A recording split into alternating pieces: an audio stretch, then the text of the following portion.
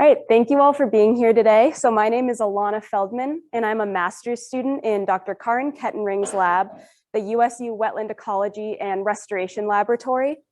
And my project is measuring native plant density and diversity interactions to guide wetland restoration. So my project is focused around the idea of biotic resistance, which is the natural ability of a resident native community to prevent invasion by an outside invader plant. And there are a lot of different factors that contribute to biotic resistance, but I've chosen just to look at two, density and diversity, for my own project. So we know that density and diversity are both important for biotic resistance. So high density allows us to overcome the mortality that naturally happens in a community. So when you have seeds in an area, we know that not all of those seeds are going to germinate. So if you have a high density, it increases the chance that a community is going to form. We also know that both high density and high diversity are important for filling niche space. So if you have a lot of plants and a lot of different types of plants, it's going to increase the probability that that community is going to use up all the resources in that area before an invader can come in and try to use those resources for itself. However, we also know that if you have very high density and very high diversity, you end up increasing competition that leads to natural thinning. So what this means in practice is that eventually you hit a plateau above which increasing density and diversity no longer continues to increase biotic resistance, and you're just wasting money and seed at that point. However, we also know that there are some major knowledge gaps in our understanding about biotic resistance. And this seems to be related to the fact that there's very little research into how all these different factors are interacting with each other. So my project is a step towards better understanding those interactions and filling those knowledge gaps. So I want to point out that when I'm talking about diversity, I'm specifically talking about functional diversity. So Maddie just talked about this a little bit. Functional diversity begins with the idea of functional groups, and those are groupings of different species that have similar traits and so perform similar ecosystem functions. So on this slide, we might have three different functional groups. We've got tall flowers, short flowers, and tall grasses. And when these are all together in one community, we can analyze that for the functional diversity, which is the diversity in the traits that are present within that community. So here we have more flowers than grasses, we've got more tall plants than short plants, and we could analyze that to get a sense of the functional diversity. So that leads me to my research question, which is, how do native plant density and functional diversity interact to promote biotic resistance? All of my work is going to be conducted in wetlands, and there's a very good reason for this. So we know wetlands are important. They provide a lot of ecosystem services, but they're also excellent places to study things related to invasion. So wetlands suffer a disproportionate impact from human uses, and this leads to increased disturbance and increased invasion. So every time we pollute a waterway, it washes downstream into a wetland. And they also experience things like filling and draining that lead to this increased invasion. So it's a great place to learn about biotic resistance. And I want to mention that I'm particularly interested in just one invader, which is Phragmites australis subspecies australis, which is a Eurasian grass that invaded Utah in the 80s, but is widespread across all of North America. And I'm going to be calling it Phragmites for the remainder of this presentation. So Phragmites forms dense monocultures that eliminate the native plant communities that are in an area in the wildlife habitat that's associated with that area. It requires a very high light environment to be able to grow, which is why it does so well in disturbed areas. But what this means is that if we are able to vegetate an area before the Phragmites can come in, we can block the light from reaching the ground and prevent Phragmites from being able to take a hold in that area. So one of the major predictions that I have for my own project is that if we have very high density and high diversity, particularly of species that are able to block light from hitting the ground, we're going to be able to block the Phragmites from growing. And I also want to point out that it's important that we revegetate areas and supplement with additional seeds as opposed to just letting them revegetate on their own. Because as you can see, Phragmites produces many, many seeds each year. It's able to spread very quickly and very widely. And native communities aren't able to outcompete these many seeds that exist unless we supplement with our own restoration seedings. I'm going to be looking at two different study sites for my field experiment, both Utah Lake and the Great Salt Lake. So both of these lakes provide critical wildlife habitat and also recreational activities that have a major economic impact on the state. However, both of these lakes have been invaded by Phragmites, and as a result, that wildlife habitat is threatened at both locations. And I also want to mention that it's important we do this work in this area because the Great Salt Lake in particular actually has the highest recorded number of Phragmites seeds in the seed bank of any wetland in all of North America. So it'll be interesting to see how these two systems are similar and different in their interactions with density and diversity, given how different they are as lakes. And I also want to mention that the Utah Department of Natural Resources has been managing both of these locations for Phragmites for many, many years, and they've done a lot of work to push back the populations that are there. So our goal as a lab now is to take it sort of to the next step and start to revegetate those areas where Phragmites has been removed so that we can prevent it from coming back. So now I'm going to go into a description of my research methods for the three experiments that I currently have planned to answer this question. So my first is a greenhouse experiment that I just finished seeding yesterday. And the purpose of this experiment is to look at the effect of invader presence and seeding density for different native species that are grown in monoculture. So this is an example of my full factorial design. So I have presence and absence of Phragmites, and then a high density and a low density. So I'll be looking at 18 different native wetland species grown with or without Phragmites at 2 different densities. And I'm going to be looking at biomass and percent cover to get a sense of which species were able to outcompete the Phragmites, which ones were outcompeted by Phragmites. And I'm also going to be collecting data on 3 additional traits: height, growth rate, and light under the canopy. And so each of these 3 traits is related to the ability to block light from reaching the ground. So I'm curious to see how these traits are going to factor into which species were able to block Phragmites from growing. And I'm early in my process of thinking about my statistical analyses, but I expect to do a mixed model for the response variables, looking at species identity and native density. And then I'm also going to be making a piecewise structural equation model to look at the direct and indirect effects of the traits on biomass and cover. And I'm happy to answer more questions about that after. My second experiment is a field experiment that will be starting this summer and will be monitored for a second year next summer.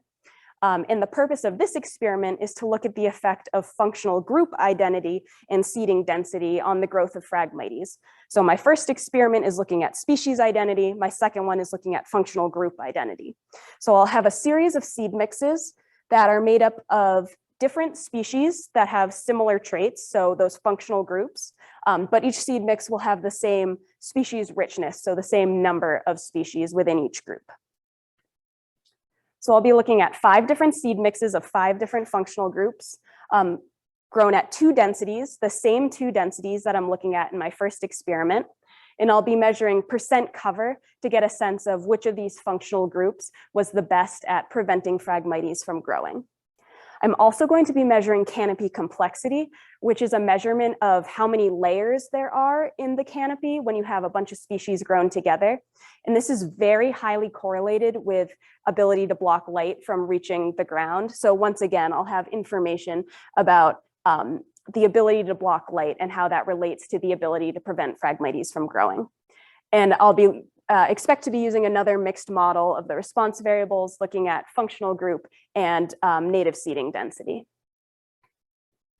And my third experiment will be another greenhouse experiment that will take place sometime next year.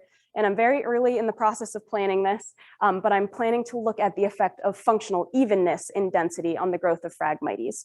So for those of you who aren't familiar, functional evenness is a measure of diversity that looks at the relative proportion of my seed mix that will be one particular functional group. So right now I'm planning on using whichever functional group was particularly good at blocking the growth of Phragmites during my second experiment, and I'll alter the percentage of each seed mix that is that group. So maybe 25%, 50%, 75, and 100.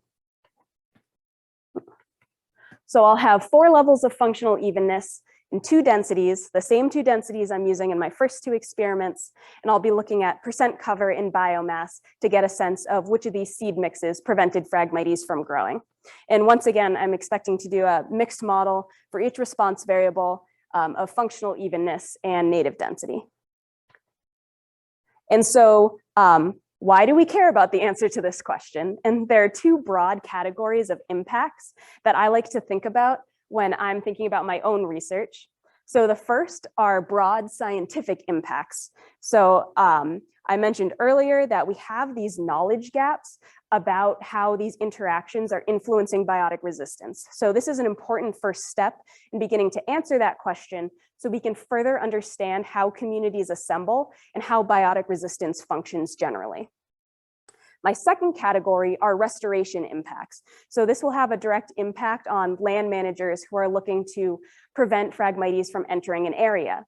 So the answer to my research could be used to begin developing invasion-resistant seed mixes. So if I find that there's one particular density that's really important for blocking Phragmites, or one particular functional group, or maybe an interaction between the 2, then we can begin to give recommendations to land managers about how many seeds to buy and which seeds they should be buying so that they can make their job a lot easier in preventing invasives from coming into the area.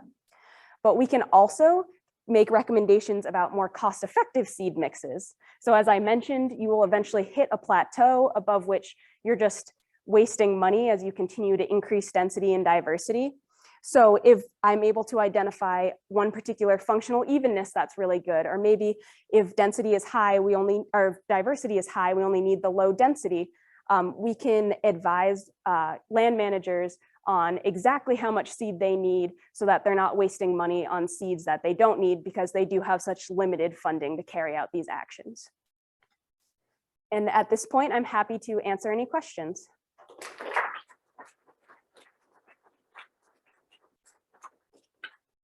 Yeah. How distinct are the functional attributes or functional traits that you're using? Are they really distinct, or do they represent sort of a continuum in which case you're drawing the line somewhere between where the species that you're creating?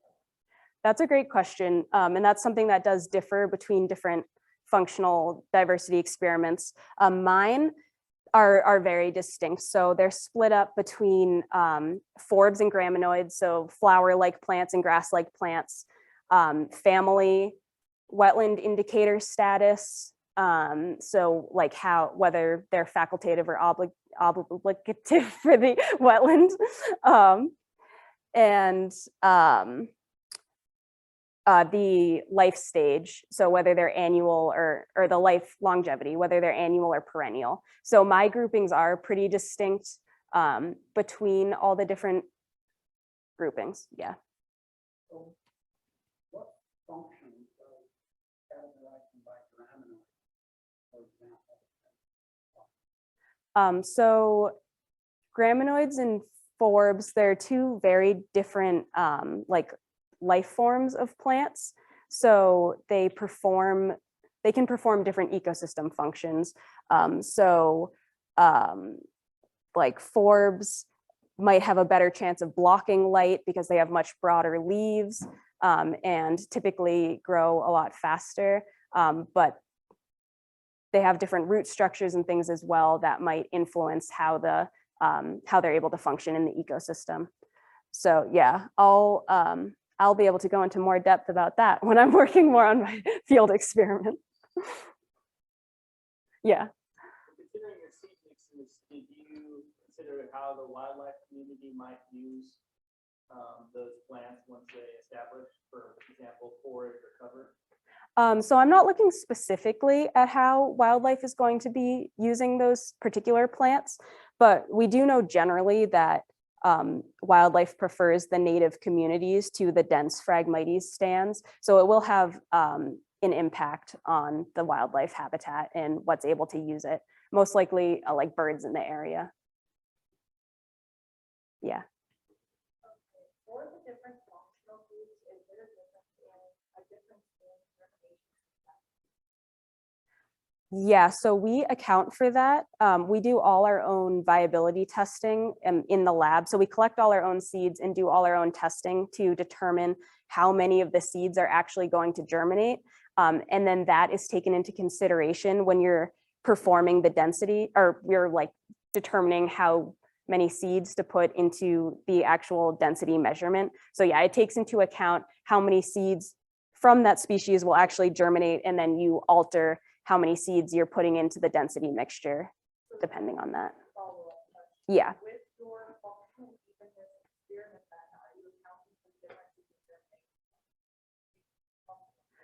in Yeah, that should be accounted for when I'm doing those calculations to make my seed mix. But that is an excellent point. And so that's another reason why I'll be measuring things like percent cover of each species, because if for some reason one species just doesn't come up, that could be very telling. Yeah. kind of deep in. So sort of building on Chuck's question, in your second experiment, did you not mention that growth rate and height are two of your functional traits?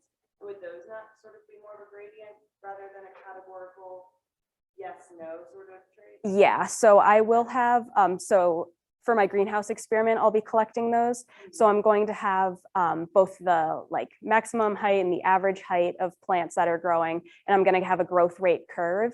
And yeah, they'll not be individual numbers. We also know from the literature that can be a big difference in like if a plant grows very quickly at first and then stops growing as compared to just having a steady growth rate. That can have a major influence on their functioning. And then follow-up question, your lab frequently talks about how in these wetlands, there are very dry areas, they're very wetted areas. Are some of these functional traits affected by like where in the wetland they're planted? Are you looking at certain areas of the wetland, like just the drier areas or wetter areas, or? I am not, Maddie is looking at that in her experiment. I will be looking at how these traits change under the competition. So like my first experiment, I have pots with and without Phragmites. So I will be looking to see if there are any differences in the native plant traits when they're grown with and without an invader and things like that. But that would be a great next step to a lot of my research. Greenhouse experiment, are you just kind of doing like a very wetted type of? Yeah, I'm just gonna have saturated soil the whole time. Yeah.